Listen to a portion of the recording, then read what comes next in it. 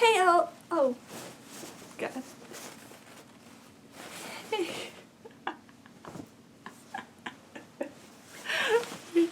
What if I like...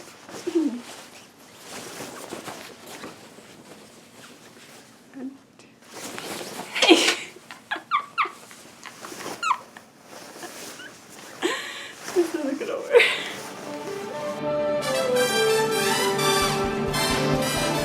Hey y'all, welcome back to my channel. My name is Evelyn and I would like to wish everyone a super duper happy Pride Month. Or maybe I should say I'd like to wish everyone a super duper active Pride Month.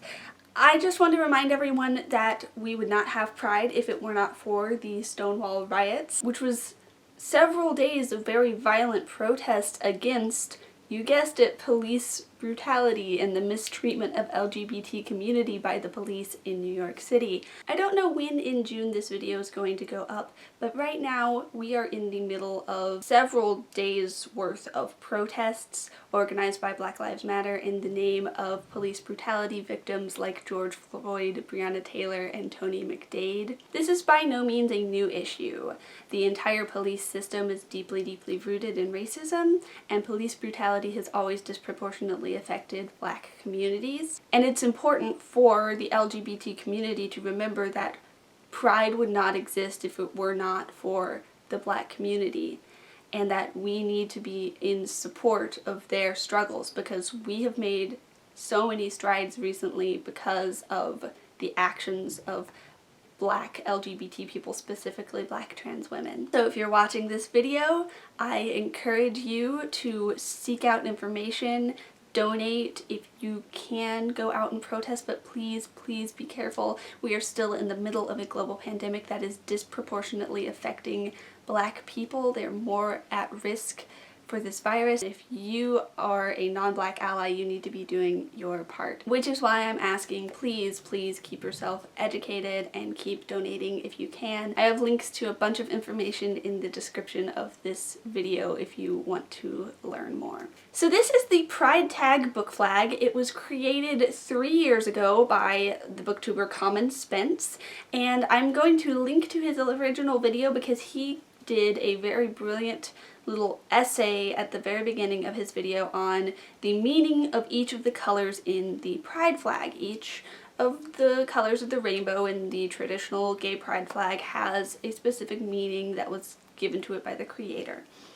And so each prompt in this tag has you recommend a book based on the meanings behind each of the colors. So for each color in this tag, I'm going to be recommending a new book, but I'm also going to be taking a look back at books that I've previously recommended so that you get way more than 6 recommendations within this one video. This will be the 3rd year in a row that I'm filming this specific tag, and that's because every year that I film this tag, I'm challenging myself to come up with new books, more inclusive books, more diverse books. I improved leaps and bounds from the 1st year that I did this tag to the 2nd year that I did this tag just by being more mindful about the kinds of books that I was picking up and the kinds of representation that I wanted to be reading.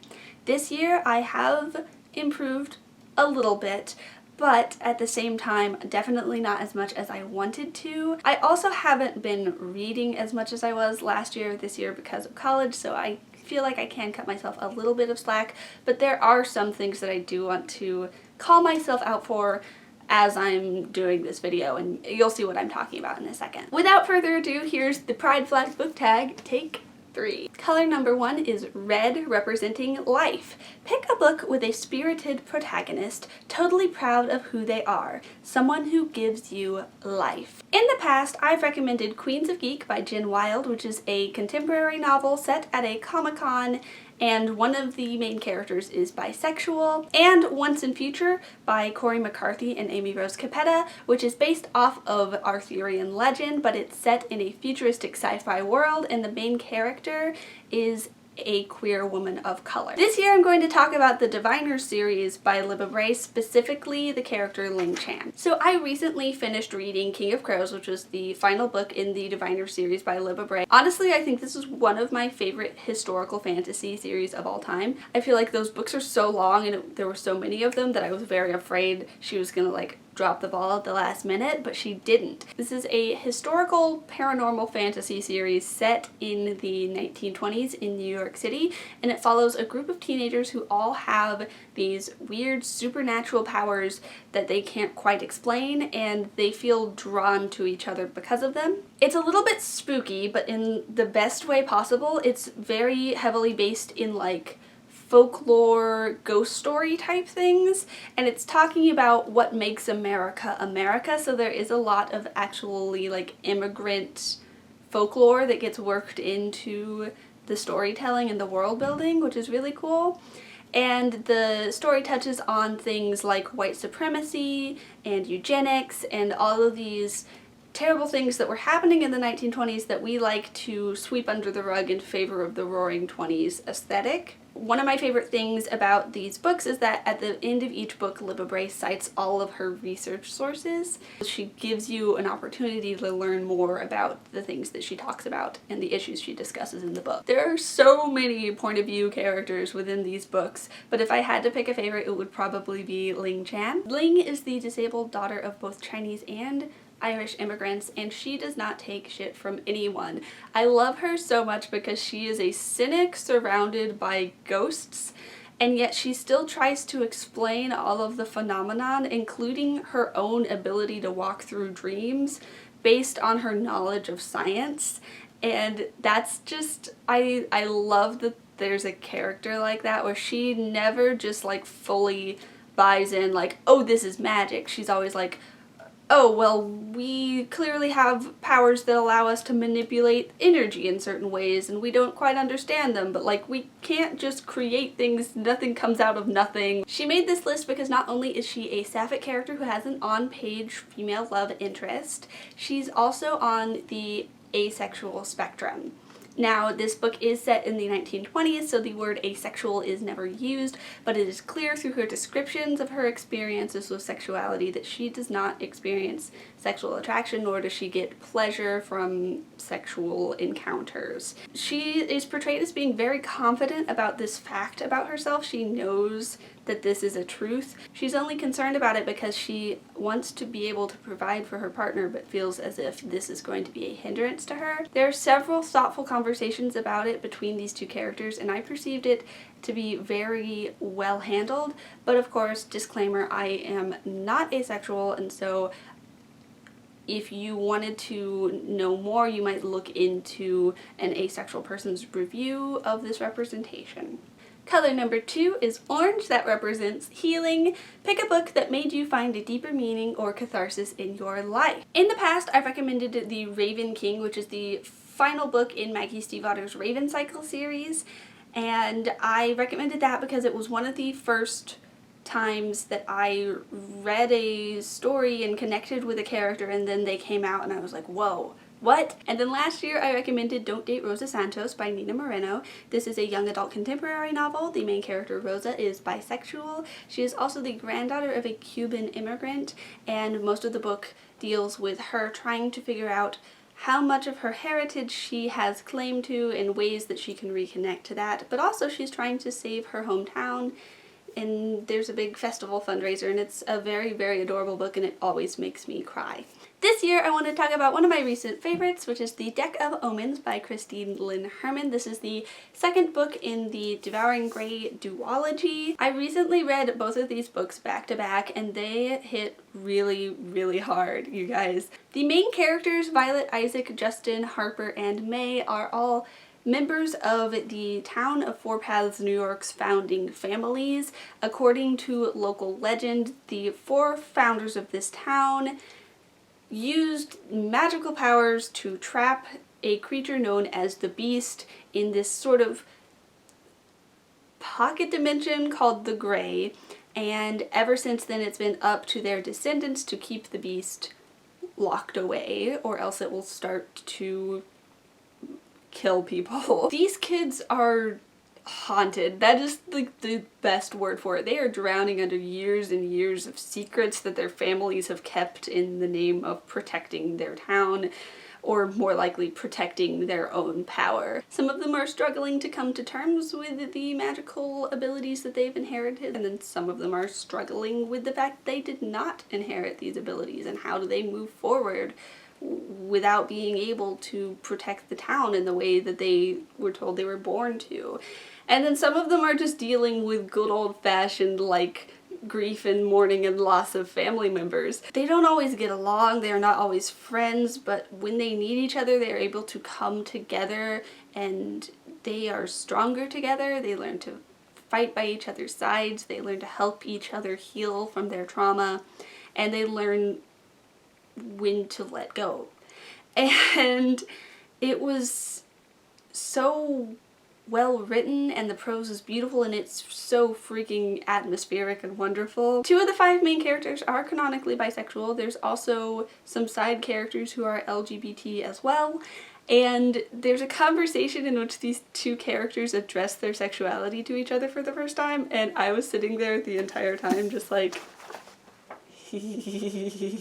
I adore fantasy, and I have read a lot of fantasy with sapphic characters or characters who are implied to be bisexual, but rarely, if ever, do they actually use the word bisexual. But because this is contemporary fantasy, that's allowed, and it was just so thrilling to see that on the pages of a favorite book of mine and a favorite genre of mine as well. So thank you, Christine. The third color is yellow, representing sunshine, and the prompt for this is pick a book that can brighten even your darkest day.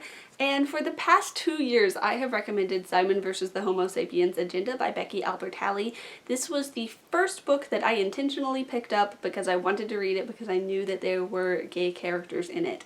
And it's one of my go-to comfort reads. This year I thought I'd shake it up a bit with a series that I have been super obsessed with, and that is Check Please. This is volume 2, Sticks and Scones by Ngozi Ukazu.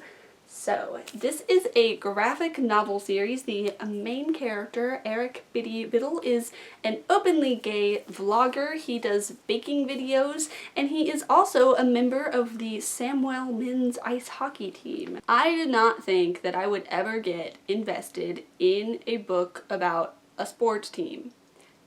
I know nothing about sports. I barely know anything about football. I was in marching band. It is huge here in the Bible Belt. I've watched so many games. I know none of the rules. I just know when you play the fight song. I didn't see a hockey rink until I was fully 17 years old and on a college tour. We walked into that room full of ice. I was like, I don't think I've ever seen this much ice in one place in my entire life. I was 17 years old. Now I have, because I've spent a winter in Iowa, and I don't like it, but I do love Iowa, so. Speaking of things that I love, oh my gosh, I adore these adorable idiots. I did not expect this to be so freaking wholesome, but it is one of the most wholesome things that I've ever read. This started out as a webcomic, but it is now available in graphic novel form. There are 2 books. Book 1 is called #Hockey, and book 2 is called Sticks and Scones. I read the first one in ebook form through the Iowa City Public Library, and then I immediately purchased both of them in a physical copy so that I could read the second one. I read each of them in less than 24 hours. I have no self-control when it comes to graphic novels, as I've discovered, because these sent me on a graphic novel kick. I will look at a graphic novel, and no matter how long it is, I will finish that bitch in a day. It's like my brain sees it as a challenge. If you have more graphic novel recommendations for me, specifically really adorable LGBT graphic novels, please comment them down below. If you like found family stories, I think you'll really enjoy this, because the Samuel men's hockey team is more than just teammates. They are so close. It's like a little family. Reading this made me miss my little college family a lot. I was reading it right after we got separated by having to move home from Corona, and every time that Biddle baked something, which if you've read this you know is a lot, I started to miss my friends a little bit because, well, if you've been around on the channel, you know we attempt to bake things together. I need the... Yes. Oh my god, the egg makes it like impossible to pull it out through the egg. It's like I had it and then the egg went, no you don't. How much do we add, do you know? The little measuring thing that's right there. This one? Yep. There's supposed to be flour on the surface. Oh my god, yes there is. Yeah, that's why they're sticky. Haha. Ryan was smart. I don't even bake. We're just gonna get a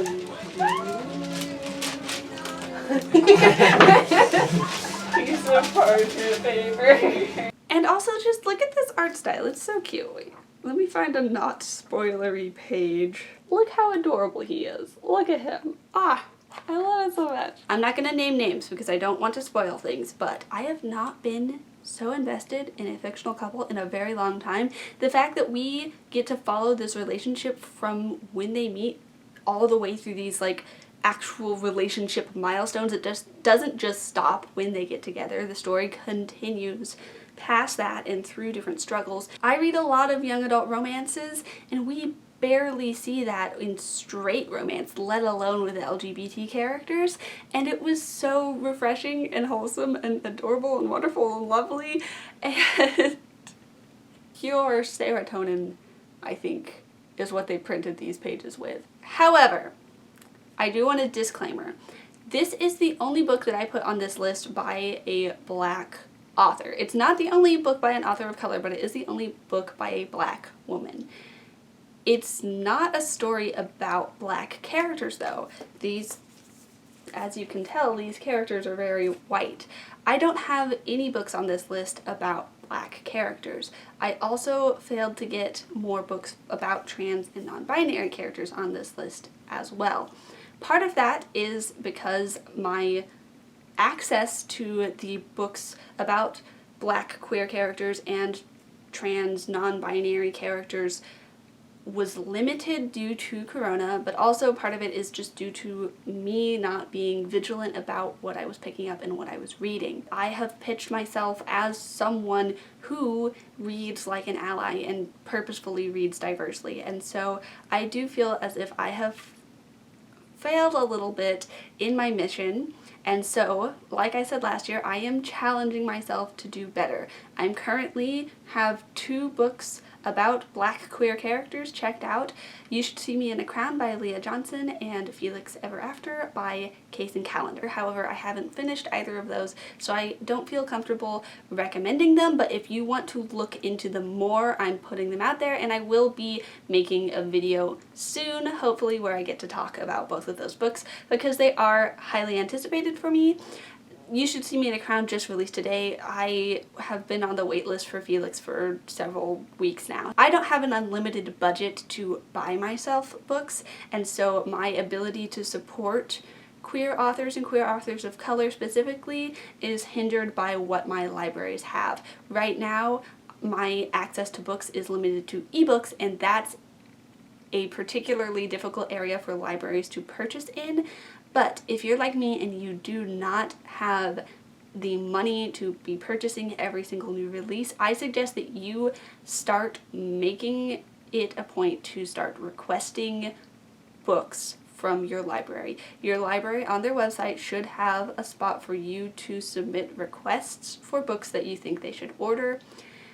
Even if you think that they are already going to order the book, if multiple people have requested it, they might be more likely to order more copies of that book. So when a diverse book comes across your radar, it cannot hurt to fill out that request form and make your librarians aware that someone in their community wants to read that book. That's a way that you can advocate for marginalized authors and creators without having to spend money that you may not necessarily have. Next we have green, which represents nature. The prompt for this is to pick a book that is out of this world, a book that takes place in a world other than your own.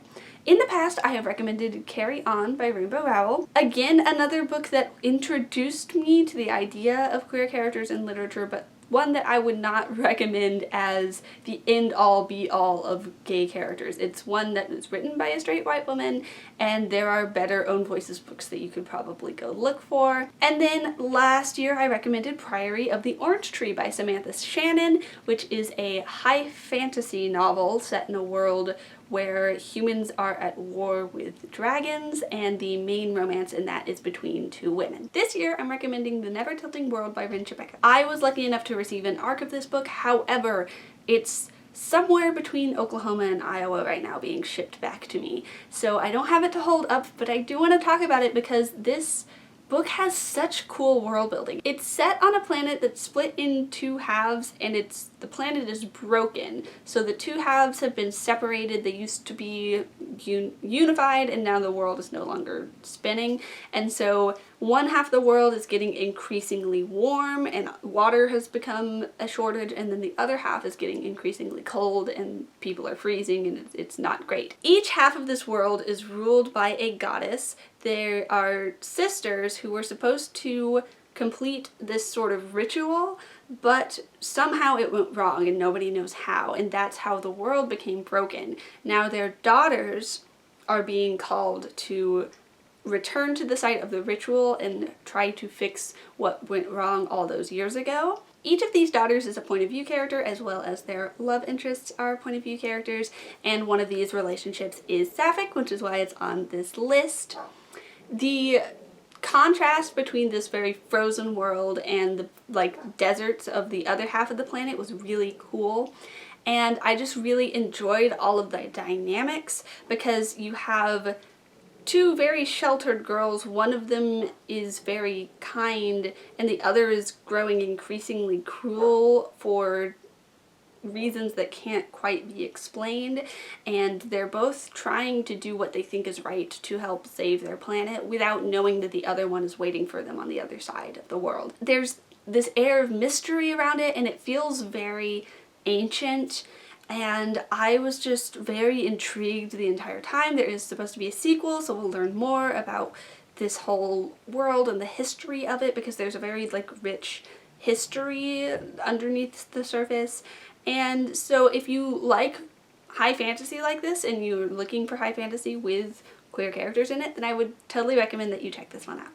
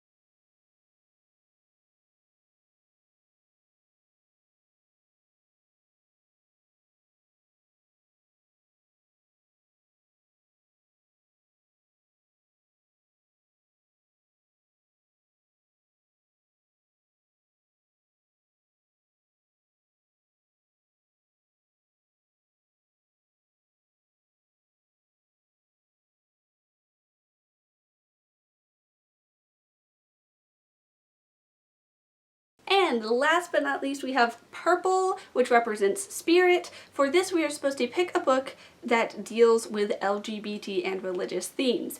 In the past, I have recommended I Wish You All the Best by Mason Deaver. This is an Own Voices contemporary novel. The main character, Ben de Backer, is non-binary, and when they come out to their parents, they are kicked out of their house, and they have to start from scratch, living with their older sister and her husband. This year, I want to recommend We Set the Dark on Fire by Taylor K. Mejia. This is the first book in a duology, and I still have not been able to get my hands on the second book, but it ended in such a dramatic fashion that I cannot wait to see how the story ends. This is in a world where the men of the society have two wives, a primera and a segunda, and this is a tradition that is based in religious belief but has transformed into more of a political thing over time. The main character, Daniela, has secured the position as the primera of a very well-off and politically influential young man. This is everything that she has ever dreamed of, but it's also incredibly risky. She is technically an illegal immigrant, and if she is discovered, that will mean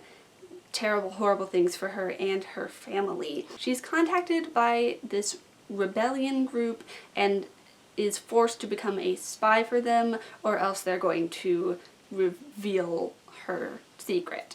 Now, at the same time, she has to deal with the fact that the segunda in her household is a girl named Carmen, who she has never gotten along with all the way throughout school, but Carmen might actually be her only ally within this household. And perhaps they could be more than friends. Woo! I really love the world building in this book. It's inspired by Latinx culture, and it just felt very unlike any sort of like dystopian sort of novel that I'd read before. Because of that, it felt very based in non-Western culture, and I really enjoyed that. That made it a very unique reading experience. And like I said, I'm super excited to pick up We Unleash the Merciless Storm whenever the library decides to give it to me. Alright, that is all that I have for y'all today. I want to remind you, please read diversely, read thoughtfully. The kinds of stories that we pick up matter, and if we want more diverse stories to be published, we need to be reading those stories. With that being said, my name is Evelyn. I make new videos every magical Monday, and I'll see you real soon. Bye-bye.